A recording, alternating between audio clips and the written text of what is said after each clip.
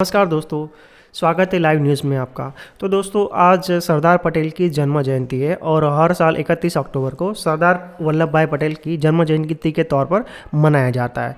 दोस्तों, सरदार वल्लभ भाई पटेल भारतीय इतिहास में बहुत ही ताकतवर और कद्दावर राजकीय नेता थे, किंतु उसकी जो पर्सनालिटी है, उसका जो जीवन है वो एकदम सादगीपूर्ण था और देश के प्रति कटिबद्ध थे और स्वतंत्रता सेना संग्राम में वो अग्रसर रहते थे और भारत को आज़ादी दिलाने में बहुत बड़ी भूमिका उसने निभाई है।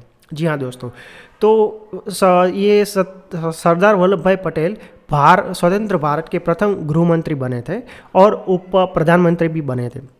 सरदार पटेल का जो नाम है वो बारडोली सत्याग्रह करने के बाद वहाँ के लोगों ने उसको सरदार का नाम दिया था। तब से वो सरदार के नाम से प्रख्यात हुए।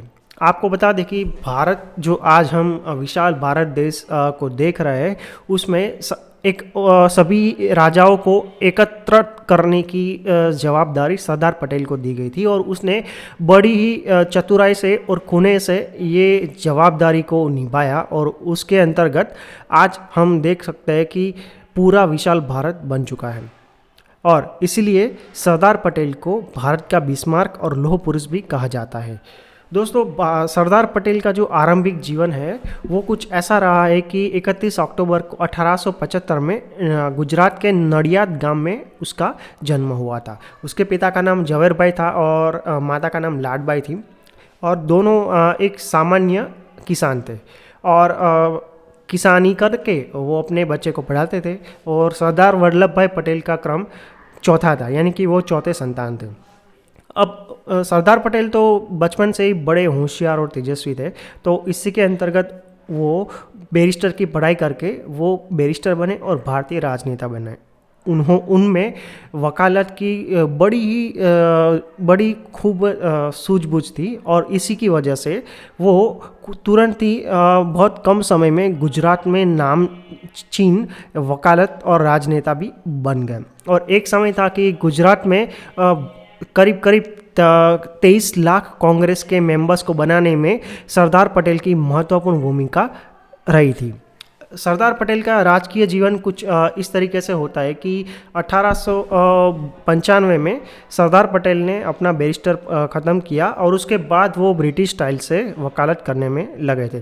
जब से वो गांधी जी के संपर्क में आए 1915 में, तब से उसने अहिंसक लड़त शुरू किया और भारत में से ब्रिटिशरों को बाहर निकालने की एक नींव डाली और उसके अंतर्गत सरदार पटेल सतत गांधी जी के नेतृत्व में अंग्रेज़ों को यहाँ भारत में से भगाने के लिए बहुत सारा परिश्रम करने लगे। और सरदार पटेल जो एक ऐसा व्यक्ति है जिसने भारत के पुनर्निर्माण में अपना महत्वपूर्ण योगदान दिया था।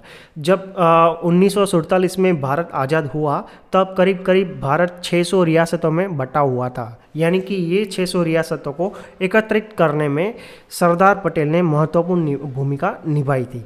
और जब तक भारत स्वतंत्र हुआ तब तक 3 रियासतों को छोड़कर सभी जो छोटे बड़े रजवाड़े थे उसको सरदार पटेल ने एकत्रित कर दिया था। उसमें से 3 रजवाड़े का नाम आपको मैं बता देता हूँ।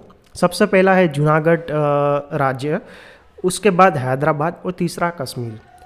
अब जूनागढ़ जो है वो सरदार पटेल के होम स्टेट में पड़ता था, यानी गुजरात में पड़ता था। तो उसी के अंतर्गत जूनागढ़ की जो प्रजा है वो भारत में विलीन होना चाहती थी, किंतु जूनागढ़ का शासक मुस्लिम था तो उसने पाकिस्तान के साथ जूनागढ़ का ज्वाइन कर दिया और करार कर दिया।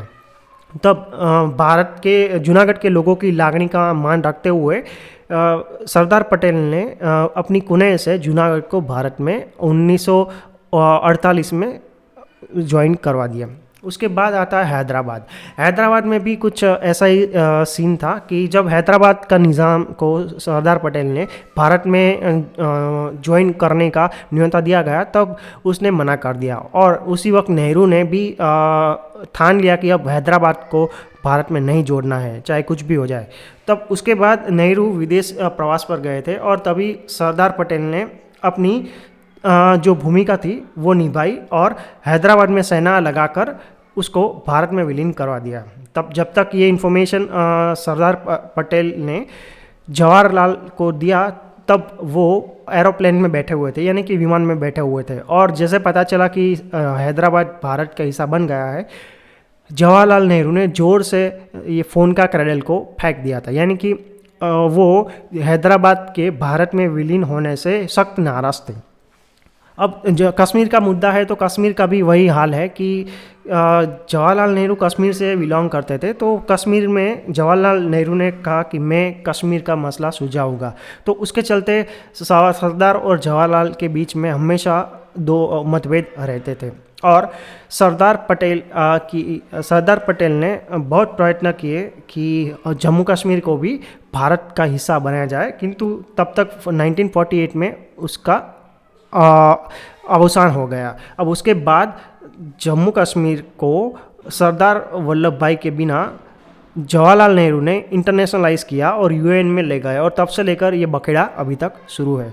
तो अगर ये जवाहरलाल नेहरू प्रधानमंत्री नहीं बनते और सरदार पटेल प्रधानमंत्री बनते, तो शायद आज चीन और जो जम्मू एंड कश्मीर है वो भारत का हिस्सा होता। तो दोस्तों, मुझे लगता है कि सरदार पटेल को हमारी सच्ची श्रद्धांजलि उस पर ही होगा कि हम अपने देश के प्रति अपनी कर्तव्य निष्ठा में बध रहे हैं।